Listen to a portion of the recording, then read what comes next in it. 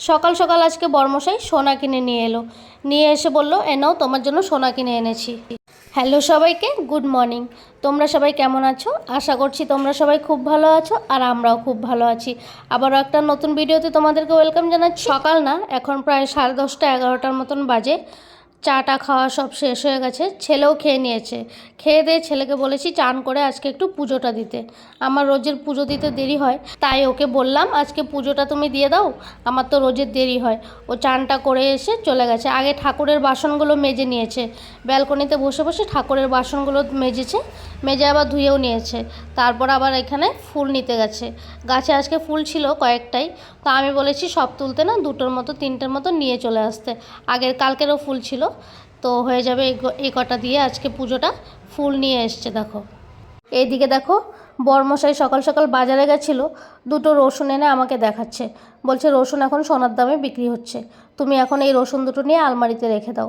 আর সবজি নিয়ে এসছে ব্যাগ ভর্তি করে। কী কী নিয়ে এসছে দেখো, এখানে মিষ্টি কুমড়ো নিয়ে এসেছিলো, তারপরে লাউ শাক নিয়ে এসেছিলো।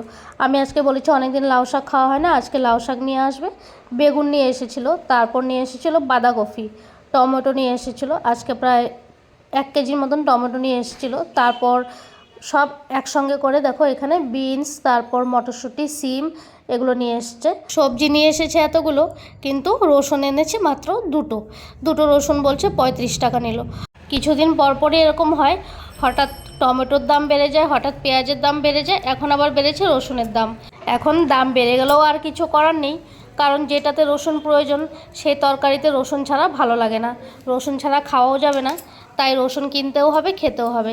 এদিকে আমি আবার দেখো সবজি কেটে নিচ্ছি। প্রথমে লাউ শাক কেটে নিলাম, আজকে লাউ শাক করব সিম দিয়ে, মিষ্টি কুমড়ো দিয়ে। লাউ শাকটা আজকে সিম, মিষ্টি কুমড়ো আর দেবো আলু, এগুলো দিয়ে করব। আমি মাঝে মধ্যে এইভাবে লাউ শাক করি, খেতে খুব ভালো লাগে। ডালের বড়ি দিলেও ভালো লাগে। ডালের বড়ি আছে আমার ঘরে, কিন্তু আজকে আমি দেবো না। বরমশাই ডালের বড়ি খেতে একদম পছন্দ করে না, আর ছেলেও পছন্দ করে না। ডালের বড়ি তো দেবো না, কিন্তু ডাল দেবো এটাতে। তোমরা দেখতে থাকো কি করে আমি এটা বানাই। এখানে সব কিছু সবজি কেটে নিয়েছি, কেটে নিয়ে তারপর ধুয়ে নিয়ে আলুও কেটেছিলাম, বসিয়ে দিলাম। ফোড়নে দিয়েছিলাম একটা শুকনো লঙ্কা আর একটু কালো জিরে না, 5 ফোড়ন দিয়েছিলাম। এইভাবেই বসিয়ে দিলাম। হলুদ দিলাম, লবণ দিলাম। হলুদ আর লবণটা দিয়ে ঢাকা দিয়ে রেখেছিলাম। তারপর ঢাকনাটা উঠিয়ে ডাল দিলাম। এখানে মুগ ডাল আর মুসুর ডাল একটু করে সামান্য একটু নিয়ে 2টো মিক্স করে এটাতে দিয়ে দিলাম। এই তরকারিটা হবে মাখা মাখা, একটু জল দেব, জলটা দিয়ে মাখা মাখা করে তরকারিটা করব। একদিকে লাউ শাকের তরকারিটা বসিয়ে দিলাম, আর এইদিকে দেখো লাউ কেটেছিলাম, কুচি কুচি করে কেটেছি লাউটাকে আলুর মতো করে। এই লাউটাকেও আবার ভাজা করে নেব। লাউয়ের ভাজাটাও করে নিলাম, করে নিয়ে তারপর দেখো আবার চলে এলাম রেডি হয়ে।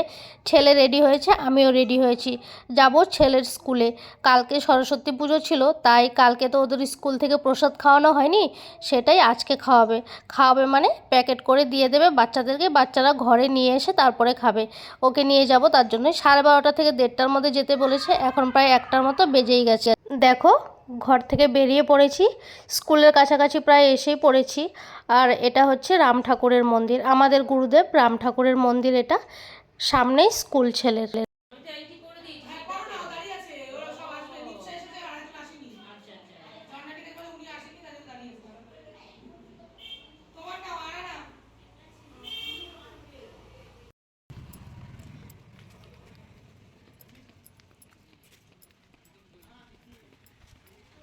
চলে এলাম বাড়িতে। আজকে ছেলের দুপুরের খাবার দেখো, স্কুল থেকে দিয়েছে আলুর দম, রাইস, চাটনি আর দিয়েছে মিষ্টি। আর এইদিকে আমি রান্না করেছিলাম লাউ শাকের তরকারি আর লাউ ভাজা। এটাও কিন্তু রান্না করে খেয়ে দেখবে তোমরা, খুব ভালো লাগে খেতে এই তরকারিটা। তারপর দেখো এখানে ছেলেকে খাবারটা দিয়ে দিয়েছিলাম, খাবারটাও নিজে থেকে বের করে নিয়েছে, প্যাকেট থেকে বের করে নিয়ে বসে বসে এখানে খাচ্ছে। আজকে বলল রাইসটা খেতে ভালো লাগছে, তাইও খাচ্ছে। এমনিতে রাইস বিরিয়ানি ও অত একটা পছন্দ করে না, শুধু আমি বকাবকি করে বলে খাই একটু মাঝে মধ্যে। ছেলেকে খাবারটা দিয়ে দিলাম, এখন আমিও খেয়ে নেব। তোমাদের সঙ্গে আবার দেখা হচ্ছে সন্ধেবেলা। চলে এলাম দেখো আবারও সন্ধেবেলা। আজকে অনেক দিন বাদে মুড়ি মাখা করছি, এখন প্রায় 7টা 7:30টার মতো বাজে। আজকে ভাবলাম একটু মুড়ি মাখা করে খাই। এমনিতে আমাদের ঘরে মুড়িটা একদমই খাওয়া হয় না, খুব কম খাওয়া হয়, আমিই খাই। তার মধ্যে আবার চপ থাকলে আমি মুড়িটা একটু খাই, আর হয়তো আমি এইভাবে মাখা করে খাই। তারপর এখানে দেখো মুড়িটা মাখা করে নিচ্ছিলাম পেঁয়াজ, লঙ্কা, টমেটো কুচি, ধনেপাতা এসব দিয়ে। আর আজকের জন্য ভিডিওটা এখানেই শেষ করে দিলাম। তোমরা খুব ভালো থেকো। ভিডিওটি ভালো লাগলে লাইক করবে, কমেন্টস করবে। আর যারা আমার ভিডিও নতুন দেখছো চ্যানেলটিকে সাবস্ক্রাইব করে পাশে